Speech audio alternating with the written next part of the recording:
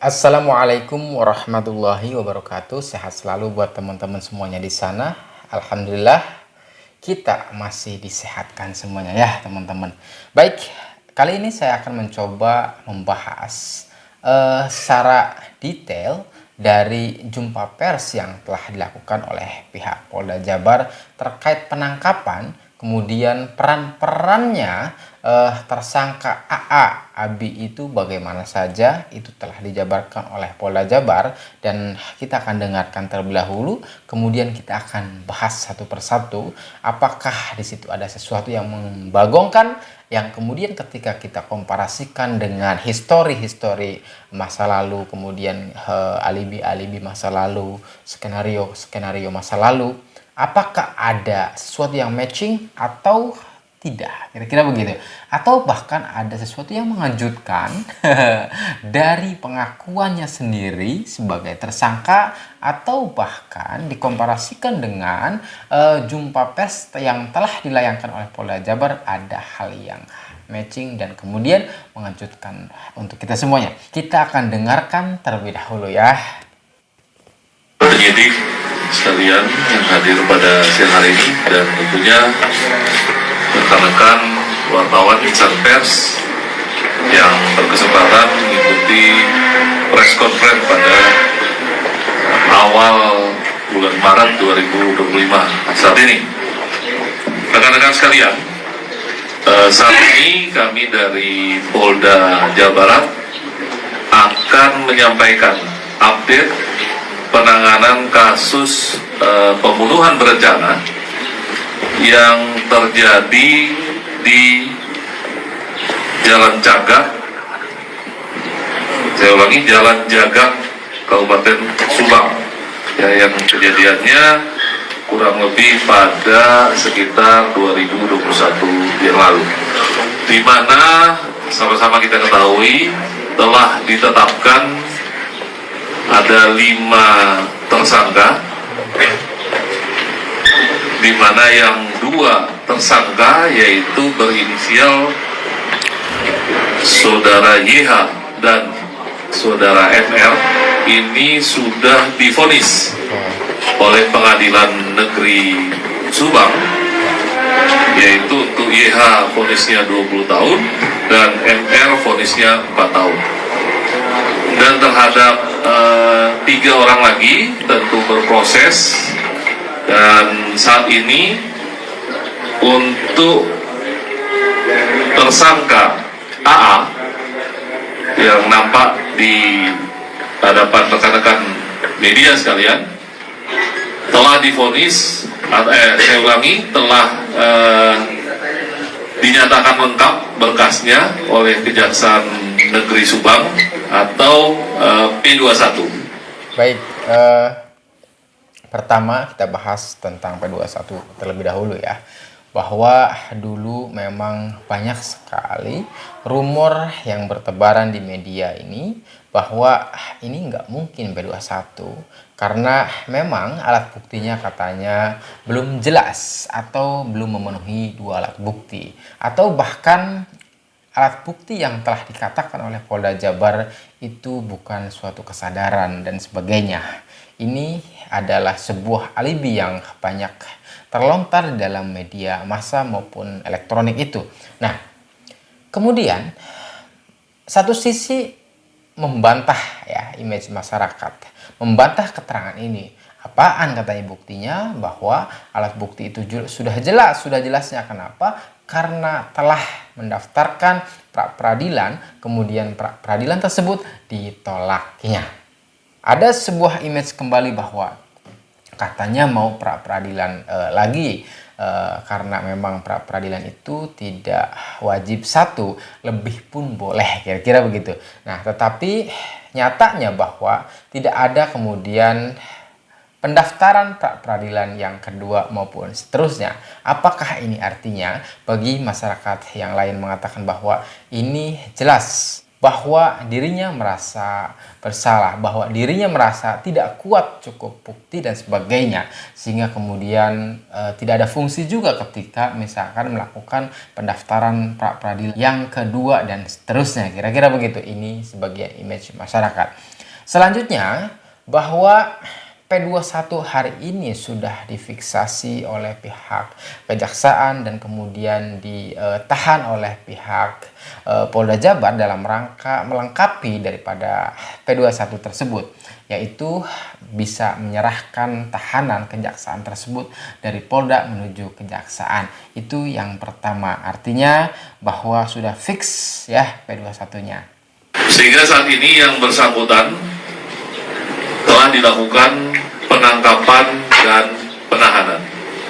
Sedangkan untuk peran dari tersangka AA, yaitu yang pertama, yang bersangkutan ini membenturkan kepala dari korban saudari Amelia.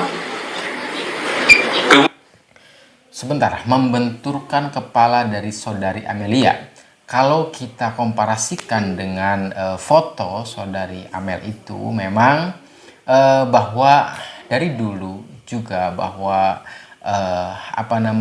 luka yang terdapat pada Amel itu lukanya memang lebar sekali ya teman-teman, sini lebar sekali. Dan saat itu diduga kemudian bahwa ini dibenturkan atau dijorokkan kepada tembok atau kayu yang notabene adalah siku. Kalaupun tembok berarti sikunya, kalaupun kayu sikunya juga. Nah, ini kemudian sebuah dugaan. Ternyata akhirnya polisi merilis bahwa ini benar adanya saat ini, bahwa luka Amel itu didapat karena sebuah dorongan atau benturan antara Amel dengan tembok ya, yaitu posisi di segitiganya ya, sikunya. Itu yang kemudian menyebabkan bahwa luka Amel itu panjang sekali ke sini. Ternyata itu adalah jorokan hantaman ya teman-teman. Nah, ini juga tidak mungkin ketika efek daripada ini dilatar belakangi oleh stick golf, karena kita tahu stick golf itu banyaknya di Ibu Tuti sendiri ya, karena kan kecil-kecil itu. Nah, Ibu Tuti itu kecil-kecil di sini ya, banyak banget di sini. Nah, itu banyaknya memang ke Ibu Tuti. Ternyata Amel itu selain sebuah tonjokan ya yang ada di matanya yang hitam itu, kemudian ternyata jorokan yang mengenai tembok dan mengenai siku daripada tembok itu. Nah, ini ya artinya adalah fix nyata bahwa dugaan dahulu yang kemudian kita komparasikan dengan rilis yang telah disampaikan oleh Polda Jabar sekarang itu sudah matching ya teman-teman.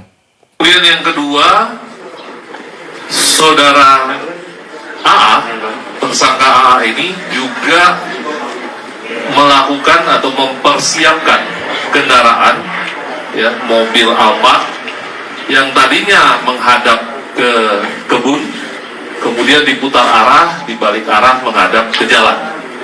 Di mana kendaraan Alphard ini kita ketahui adalah salah satu barang bukti yang digunakan untuk mengangkut dan menyimpan kedua korban, yaitu saudari Tuti dan saudari Amel.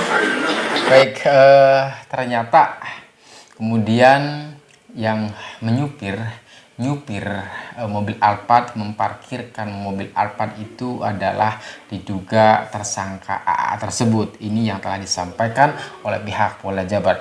Dulu teman-teman kita komparasi ya, dulu ketika ada atau keluar sketsa yang telah dilayangkan oleh Polda Jabar yang katanya mirip-mirip Korea putih dan sebagainya, ternyata memang kalau kita bandingkan itu juga sama-sama putih. Dan kemudian bagaimana memastikan bahwa itu adalah tersangka AA saat itu? Ini sebagai hanya penyederhanaan saja agar lebih mudah dipahami, bahwa ketika misalkan seperti Korea sama putihnya sama, kemudian belum begitu paham menyupir, belum lancar dan sebagainya, ternyata juga disesuaikan dengan kondisi tersangka juga tidak begitu lancar, atau bahkan ada sebuah alibi yang mengatakan bahwa tersangka ini tidak bisa nyupir dan sebagainya, sehingga ini ada sinkronisasi ketika misalkan mencoba memparkirkan Alphard dan tidak begitu bisa, pada akhirnya kemudian ban satunya naik ke lantai dan sebagainya.